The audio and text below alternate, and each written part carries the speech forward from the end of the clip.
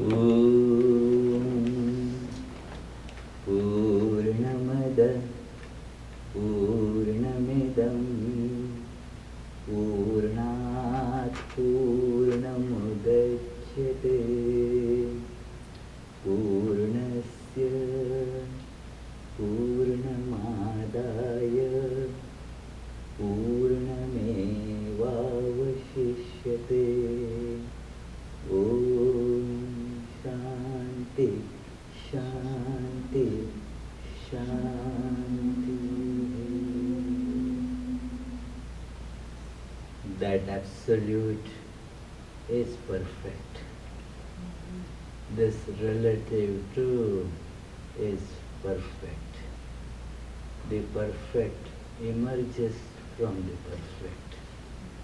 When the relative perfect is taken out from the absolute perfect, what remains, that too is perfect. Dear friends, the beautiful ideas in the Indian scriptures, which are in general called Vedanta. Veda in Sanskrit means to know, and Vedanta means the culmination of knowledge. Culmination of knowledge in the sense where the knower and known, they become one. The distance between them vanish, and thus what happens is you intimately know it. When you are looking from a distance where there is a separation, there is the subjectivity involved in it, and therefore your knowledge about it can never be full, perfect and flawless. But when the distance starts reducing, when you come closer and closer, so close that the distance vanishes completely, then you and that becomes one. And there one can see that all this subjectivity melts away. The reality alone is, that alone remains. The knowledge is now intuitive. It is perfect. There is no flaw. There is no ambiguity. There is nothing further to that. That is the ultimate knowledge, ultimate wisdom. And in that sense, therefore, it is the knowledge of the world and knowledge of the self becomes one there. Because now, at that stage, you don't identify yourself with the body. You identify yourself with the spiritual center. And I am very happy and very grateful to Reverend Margaret and all involved with this beautiful church, that for getting this invitation to be basically at the spiritual center, to be at our spiritual center, and that happens in the joyful way. So it is joyful gathering. It is a joyful gathering. I can see that joy written on our face here. All of you are representing that joy. Where is the joy coming from? When you connect to the spiritual center, then you become joyous automatically. Just as when all these electric equipment, when it gets connected to electricity, they enliven, and they become alive. They start, for example, giving light or giving sound or whatever their function is, they start doing because they are connected to the source of electricity, source of power. So also when we get connected to our spiritual center, we get the joy, because that is the source of joy. And the great theme presented in this age-old, not really age-old, but a very old song that everybody, as I saw, everybody was joining Emily in singing it. She was quite confident that everybody will start singing with her. And, and one thing I saw, she is never nervous. Whenever I tell her, hey, can you sing or can you give a talk? She, even though there is very little time for preparation, because she believes in herself. There is the deep core, divine core, where from all this strength comes. And so she takes up the challenge. So she brought out that song from all of us, and that song suggests this very theme of going beyond the superficiality and go deep, connect to our center. And you know that story that the girl Dorothy was feeling terribly depressed, disheartened, kind of frustrated, that what is happening, she didn't like it, but was not finding a way out, caught up in that atmosphere in the rural Kansas.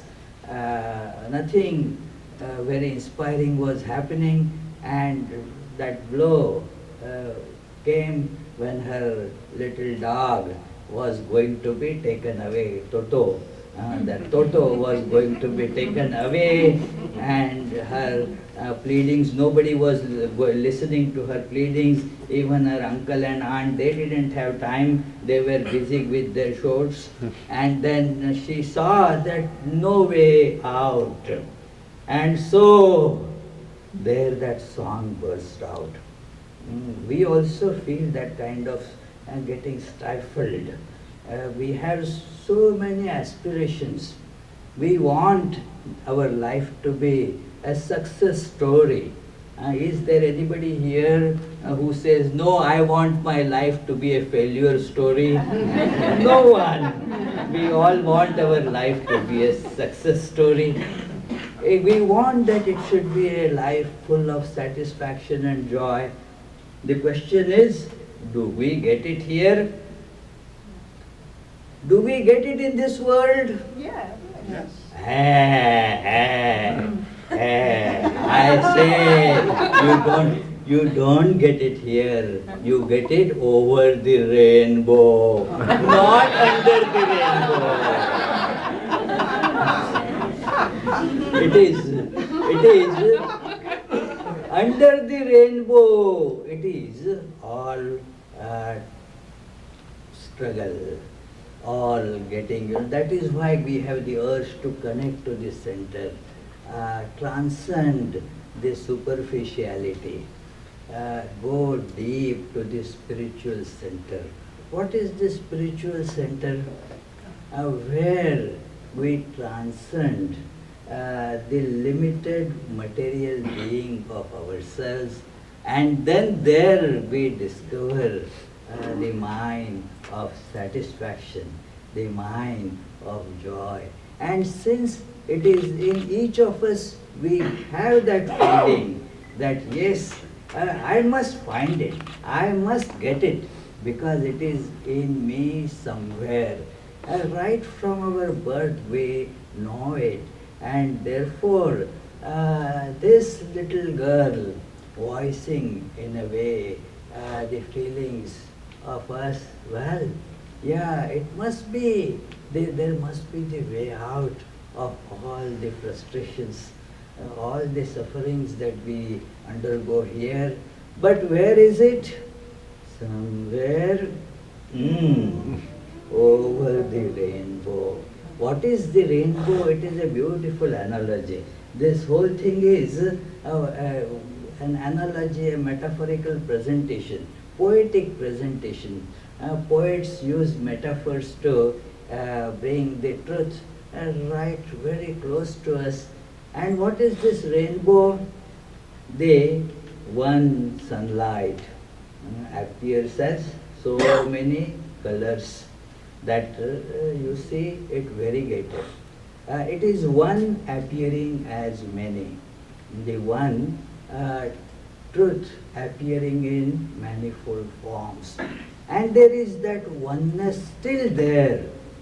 And that oneness, that is the source of what we really are looking for here.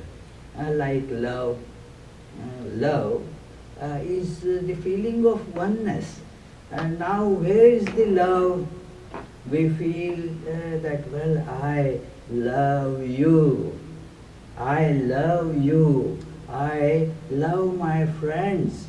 I love my country. I love my ideas. That love is tremendous, you know.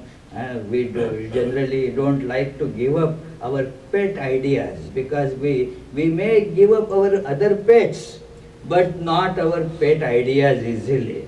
And they are very much, we are very fond of them. All that we love. Now, what does it mean when we say we love? We feel that sense of connectedness, oneness with whatever we love. Together it kind of becomes one. So, this multiplicity is in a way preventing the real exuberance of love or joy. And therefore, that connectedness comes when we try to get to that oneness. And that is what this girl is voicing. Somewhere over the rainbow, under the rainbow, well, we see it is a struggle. It is again getting blows after blows. In search of happiness, we hit all suffering. It is a terrible bondage in the sense that we are compelled, so to say, to seek happiness, to get happiness. Like I want to get happiness by eating a candy. I see a candy and I think that happiness would be found from there. I go and try to grab it. I grab the candy, but the pleasure or happiness slips from the fingers. I keep on trying other objects. It is one object after other object. I feel maybe this woman or this man will be able to bring happiness to me. Well, you can get connected to that woman or man, but still the happiness seems to be an elusive thing. It comes, it goes, it appears and disappears, and so we start then finding fault with each other. Maybe this man or this woman was not right fit for me. It is, let me change to somebody else. It is, that may prove to be a source of happiness. But it is really, the problem is not in any of that. The problem is, it is not outside at all. It is when you get connected with the spiritual center, and then it comes. That is where the transcendence of the name and form. And these are very beautiful and important terms that come in the Upanishads, the Hindu scriptures, that when we are caught in name and form, then we miss the essence. When we want to get the essence, we have to mentally transcend, go beyond the name and form. For example, suppose I think of Reverend Margaret. What is she? If I only concentrate on a particular form, the form may change, you know. She didn't have this form. Think of it, you know, condense the time when she was, say, 2 months old. Of course, she at one time she was 2 months old. Were you not? I She certainly didn't look like this. The form changes. And the name also changes. She didn't have the word reverend when she was 2 months old. The names change, the forms change. But the essence, in and through all these names and forms, remains the same, unchanged. So, a wise person therefore looks beyond the names and forms. Suppose you are acting and then you are in another form. Suppose a man takes up a woman's role in some theatrical act. In theatre, one can do that. A woman can act as a man. It is after all acting. It is an assumed identity, not real identity. You do not discard your real identity. Only on the stage, you may be, John may be acting Shakespeare's Othello. So on the stage, that fellow is Othello. But in reality, that person never forgets that he is John Smith. So, John Smith, on the stage, if one of his friends sitting in the audience calls, "Hey John, how are you?" he won't respond, because then the play will all be spoiled. So it is there he is Othello. It happens in India. They do a lot of Ramayana stuff. Ramayana is an Indian epic where a story is there, and in that story there is a fight between a demon and a servant of Lord Rama. He is in the form of a monkey. So the story goes that in the fight that monkey gives a blow. That monkey's name is Hanuman, a very popular god in India. The emblem of strength, devotion and intelligence. So he gives a big blow on the nose of that demon. Now in play, it is that the blow, he takes that demon, gets the blow and falls unconscious. And the blow in play is supposed to be just a mock blow, not real blow. But this fellow gave a little harder blow. And then that fellow, instead of falling unconscious, became so angry, started chasing on the stage this fellow. So all the play was just spoiled. So the assumed identity is for the stage. But then even in the assumed identity, inside the person is aware, I am not what is being shown. I am really a different being. So inside, all of us really should know that we are one with God. If we look inside, I and he, we are same. Do you agree? Yes. We are same inside. Outside he may question, hey, do you know all this music that I can do? I sing so nicely. Can you? No. We are, from the outside, we are all separate, different.